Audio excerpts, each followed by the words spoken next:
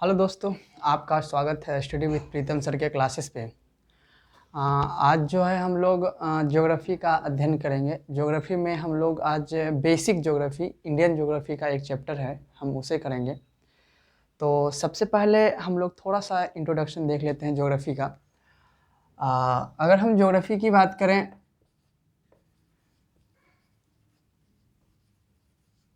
Geography का, तो geography के अंतर्गत हम लोग जो है 3 ज्योग्राफी का अध्ययन कर लेते हैं। सबसे पहले हम लोग जो है फिजिकल ज्योग्राफी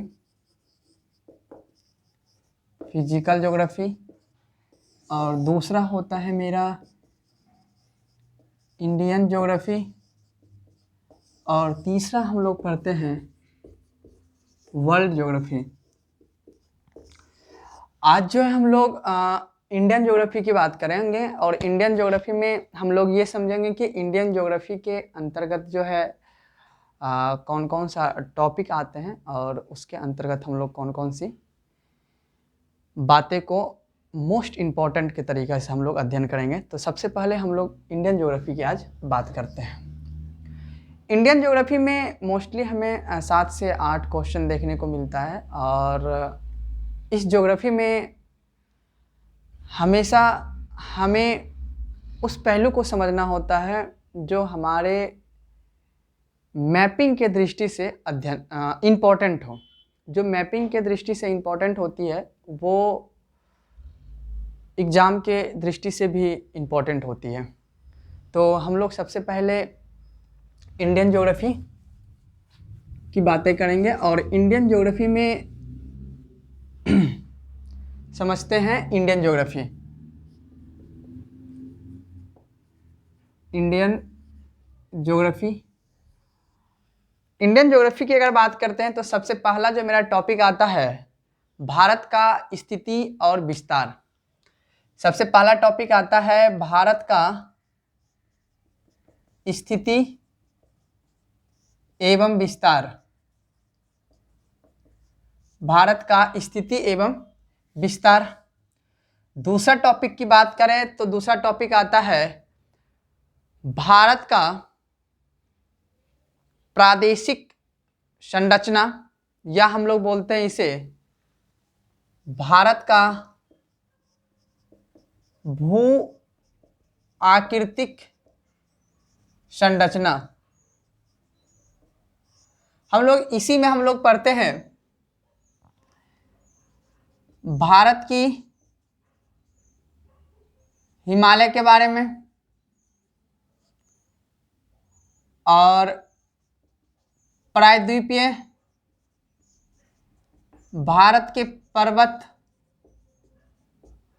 और हम लोग पढ़ लेते हैं भारत का दर्रा और भारत का प्रमुख झील का भी अध्ययन हम लोग इसी टॉपिक के अंतर्गत कर देते हैं। यहाँ से क्वेश्चन हमेशा ऑब्जेक्टिव देखने को मिल जाता है कि कौन सी झील कौन सा राज्य में है, कौन सा दर्रा किस NH को जोड़ती है और कौन सी दर्रा किस राज्य में अवस्थित है। तो यहाँ से मोस्टली क्वेश्चन देखने को मिल जाता है। तो हम लोग भारत की भू आकृतिक संरचना में इन टॉपिक का अध्ययन करेंगे। उसके बाद हम लोग दूसरा टॉपिक पढ़ेंगे भारत का अपवाह तंत्र। भारत के अपवाह तंत्र को हम लोग 2 तरह से पढ़ेंगे। अपवाह तंत्र क्या होता है, उसके बाद हम लोग आ जाएंगे भारत की नदियों पे। तो भारत की नदियां हम लोग 2 तरह से पढ़ेंगे, एक हिमालयन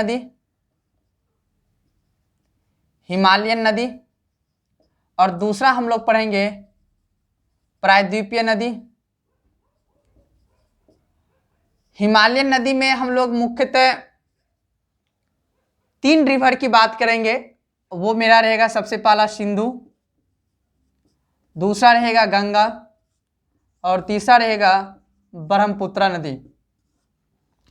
सिंधु नदी, गंगा नदी, ब्रह्मपुत्र नदी, इसकी हम सहायक नदी की बात करेंगे। सिंधु का सहायक नदी झेलम, चेनाब, रावी, ब्यास, सतलज, हम उसके बारे में भी अध्ययन करेंगे। जो भारत की पश्चिमी तट पे भारत के उत्तर पश्चिमी तट पे बहती है ये नदियाँ। और इन नदियां सारे अरब सागर में गिरती है, तो हम इनके बारे में भी अध्ययन करेंगे। फिर गंगा की जो सहायक नदी होगी, चाहे वो उत्तर दिशा से बहने वाली नदियां हो, चाहे वो दक्षिण दिशा से आने वाली सहायक नदियां हो, हम उसका भी अध्ययन करेंगे। और ब्रह्मपुत्रा के भी सहायक नदी का क्या करेंगे, हम अध्ययन करेंगे। उसके बाद अगर हम प्रायद्वीपीय नदी की बात करें तो प्रायद्वीपीय नदी को हम दो भागों में करके अध्ययन करेंगे। सबसे पहला मेरा होगा अरब सागर में गिरने वाली नदी, अरब सागर में गिरने वाली नदियां, और दूसरा होगा हम लोग का बंगाल की खाड़ी में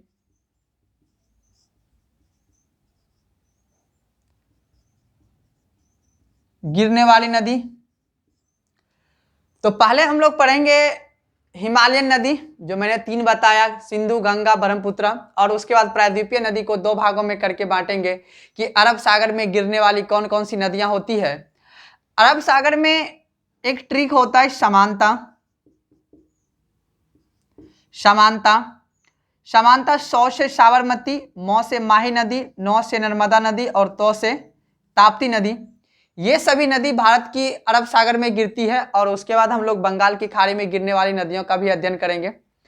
तो इस तरह से ये ज्योग्राफी का हम लोग तीसरा चैप्टर को हम लोग अध्ययन करेंगे। उसके बाद अगर बात किया जाए तो उसके बाद जो हम लोग का नेक्स्ट टॉपिक रहेगा वो रहेगा, चौथा टॉपिक रहेगा भारत का जलवायु। भारत का जलवायु के बारे में अध्ययन करेंगे। किस तरह से हम ये समझेंगे कि भारत की जलवायु भारत में प्रवेश करती है।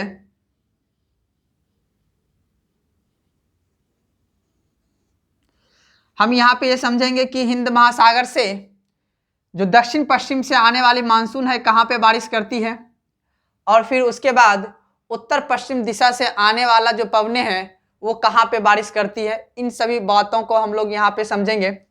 और इसके बाद जो हम लोग भारत का जलवायु के बाद जो हम लोग अगला टॉपिक हम लोग पढ़ेंगे वो रहेगा मेरा भारत का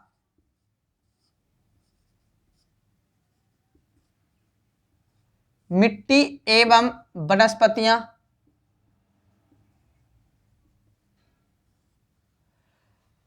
यहाँ पे हम लोग ये समझेंगे कि भारत में मिट्टी कितने प्रकार के होते हैं, और उसके साथ के बाद ही हम अध्ययन करेंगे भारत में पाए जाने वाले वन वनस्पतियों कितने प्रकार के होते हैं, उसके बारे में हम लोग अध्ययन करेंगे। और उसके बाद जो हम लोग छठा टॉपिक पढ़ेंगे भारत का बहुउद्देशीय परियोजना।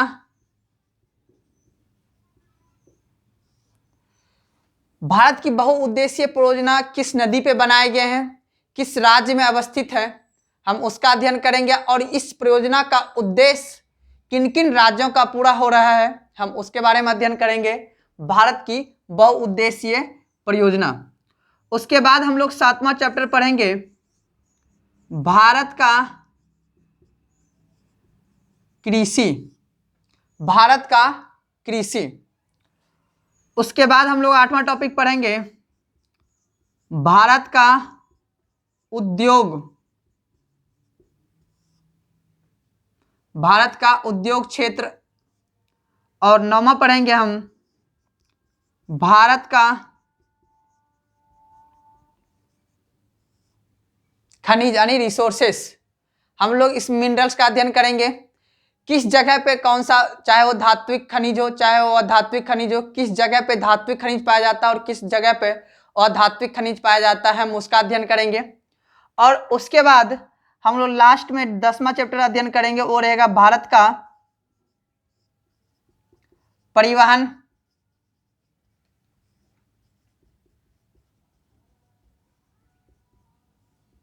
परिवहन का संरचना।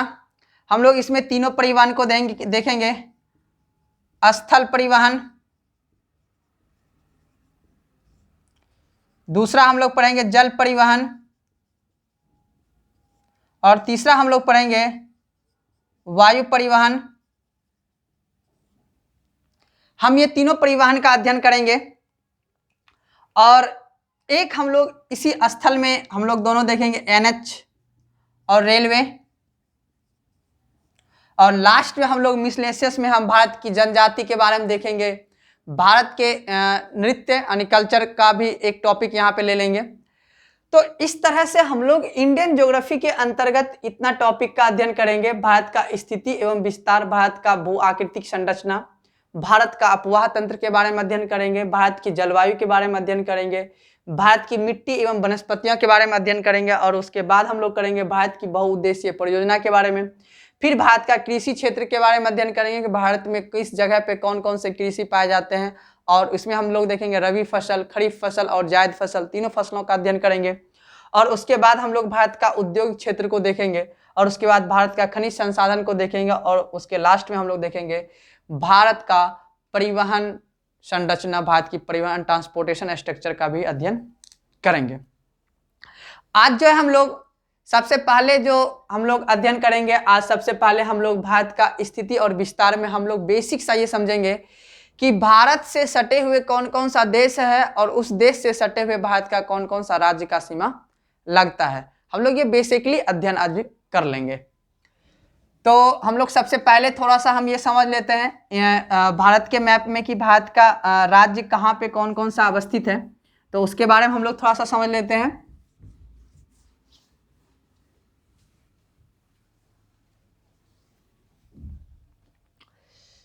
तो हम लोग सबसे पहले हम लोग टॉपिक लगाते हैं भारत का स्थिति एवं विस्तार। तो सबसे पहले आप लोग मैप बना लीजिए एक, और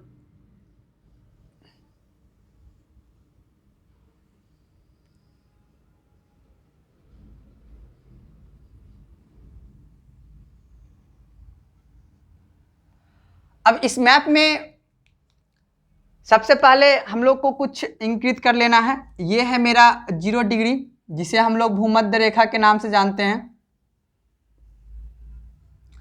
और भारत के बीचों बीच एक रेखा गुजरती है, वो है मेरा कर्क रेखा,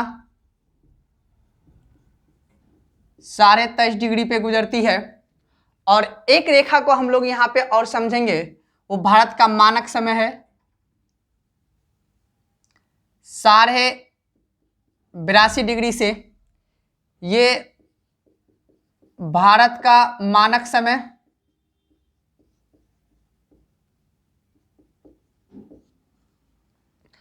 अब देखिए, हमें सबसे पहले इसमें यह अध्ययन करना है कि कर्क रेखा से कितने राज्य से होके गुजरती है, और मानक समय से कितने राज्य होकर गुजरते हैं। आपको पता होगा कर्क रेखा से 8 राज्य से होकर कर्क रेखा गुजरती है, और मानक समय से इसका आधा कर देंगे, और ये हो जाएगा मेरा 4 राज्य से होकर गुजरती है। ये 4 राज्य है, सबसे पहले उत्तर प्रदेश, मध्य प्रदेश, छत्तीसगढ़, उत्तर प्रदेश, मध्य प्रदेश, छत्तीसगढ़, उड़ीसा, और 5 है, 5 और 1 है आंध्र प्रदेश। आंध्र प्रदेश ये मेरा 5 राज्य से गुजरती है।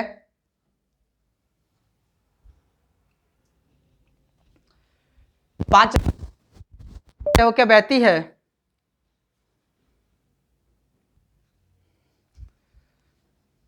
पांच राज्य से होकर बहती है। और अब हमें पे आगे ये समझना है कि ये 8 राज्य कौन कौन से हैं। तो सबसे पहले अगर हम बात करें तो गुजरात, दूसरा है मेरा राजस्थान, तीसरा है मेरा मध्य प्रदेश, छत्तीसगढ़,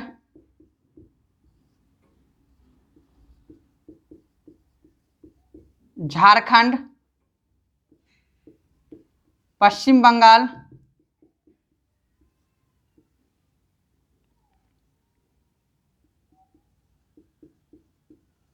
मिजोरम, त्रिपुरा। ये 8 राज्य आपका हो गया। और ये 8 राज्य से होके मेरा कर्क रेखा गुजरती है, और ये सारे 82 डिग्री मेरा 5 राज्य से गुजरती है। उत्तर प्रदेश, मध्य प्रदेश, छत्तीसगढ़, उड़ीसा और आंध्र प्रदेश राज्य से होके गुजरती है। अब इसके बाद जो हम लोग आगे का टॉपिक अध्ययन करेंगे कि इससे सटे हुए कौन कौन सा देश है, और हम लोग उस देश से भारत की किस किस राज्य की सीमा लगती है, हम उसके बारे में अध्ययन करेंगे।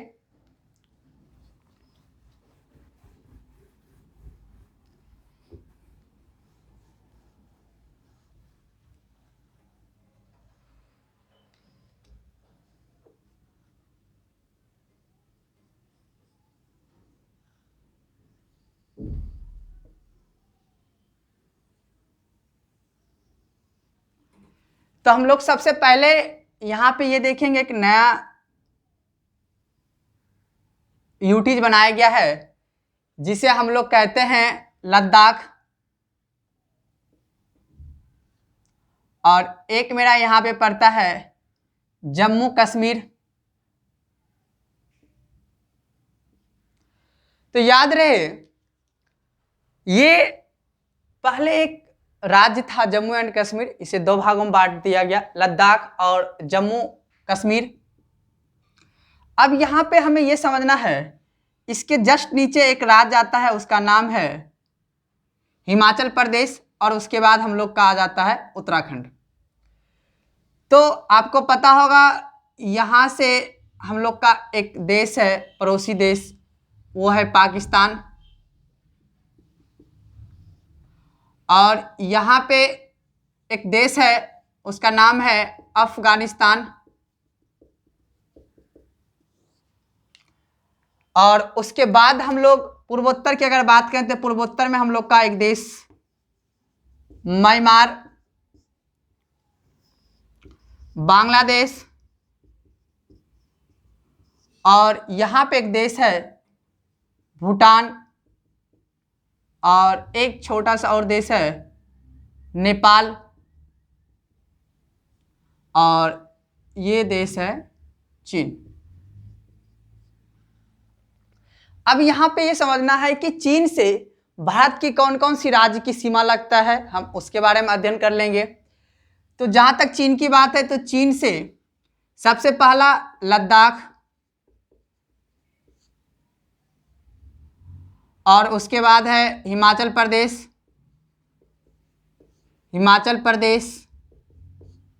उत्तराखंड, सिक्किम, अरुणाचल प्रदेश,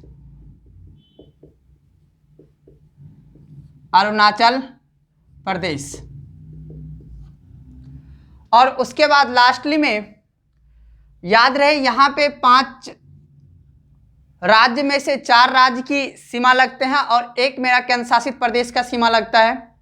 तो कुल 5 भारत के राज्य हैं जिससे सीमा लगते हैं, और उसके बाद भी नेपाल से भी भारत के 5 राज्य का सीमा लगता है, ये भी याद रखना है, और बांग्लादेश से भी भारत का 5 राज्य का सीमा लगता है। तो कुल मिला के 7 देश के साथ सीमा साझा करती है भारत, और 7 में से चीन, नेपाल और बांग्लादेश से भारत का 5-5 राज्य का सीमा लगता है।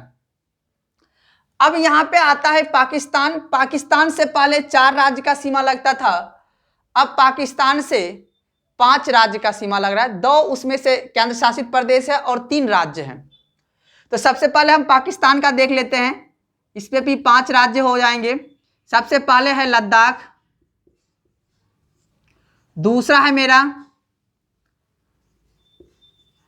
जम्मू कश्मीर, पंजाब, राजस्थान, गुजरात, यहां भी 5 है। बस याद रखना है इसमें से 2 केंद्र शासित प्रदेश है और 3 क्या है, राज्य है। लेकिन एक आसानी से याद रखना, इसमें भी 5 राज्य का सीमा लगता है, इसमें भी 5 राज्य का लगता है, इसमें भी 5 राज्य का लगता है, और नेपाल में भी 5 राज्य का लगता है।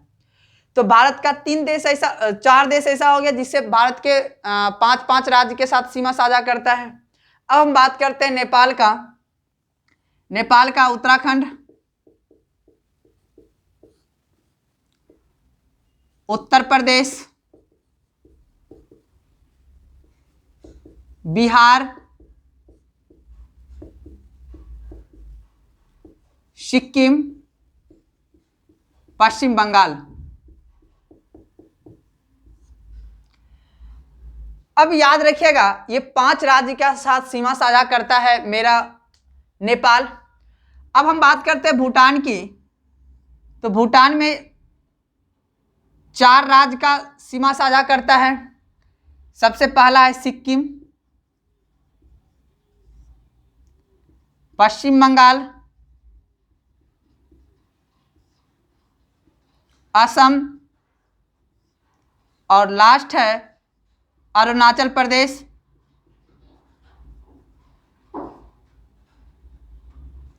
अरुणाचल प्रदेश याद रहे ये 4 राज्य का सीमा साझा करता है। उसके बाद अगर हम म्यांमार की बात करें तो म्यांमार में भी 4 राज्य का सीमा लगता है। 4 राज्य में सबसे पहला है मेरा अरुणाचल प्रदेश, अरुणाचल प्रदेश, नागालैंड,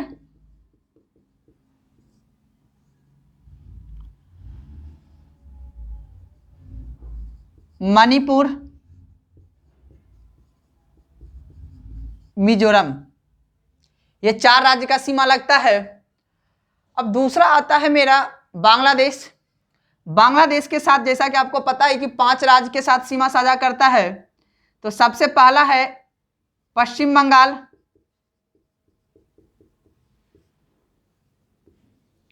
असम,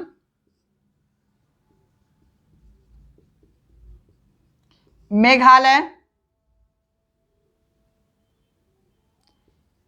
त्रिपुरा और मिजोरम।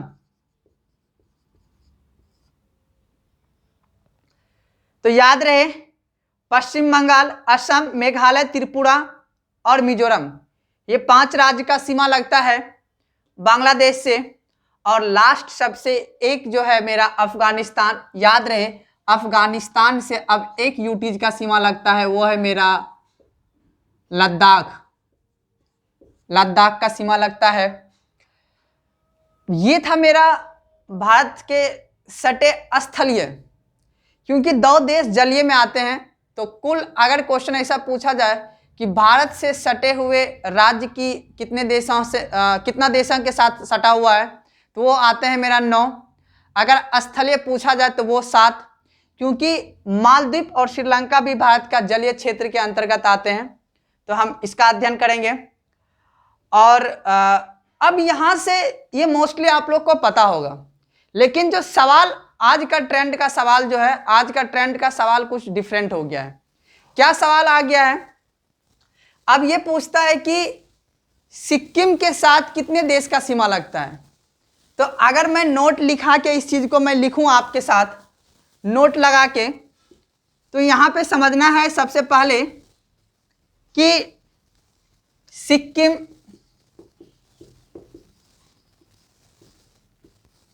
सिक्किम के साथ 3 देश का सीमा लगता है।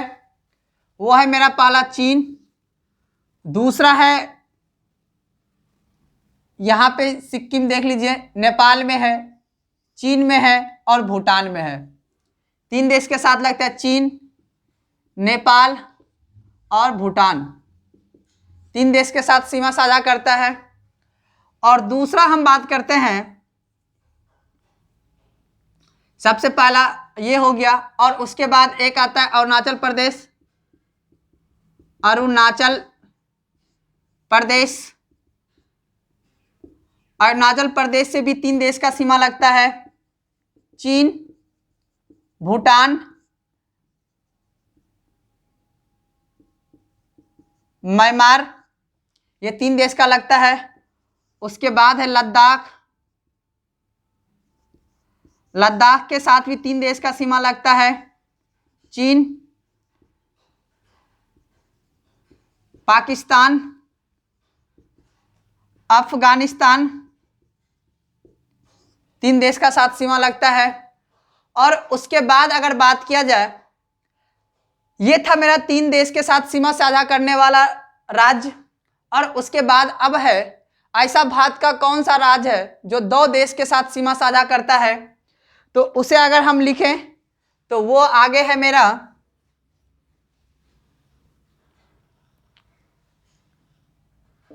पहला है पश्चिम बंगाल। पश्चिम बंगाल से 2 लगता है, सॉरी पश्चिम बंगाल से भी 3 लगता है बाय मिस्टेक, यहां पे हम लोग लिख देते हैं चौथा में पश्चिम बंगाल। पश्चिम बंगाल से नेपाल, भूटान, बांग्लादेश,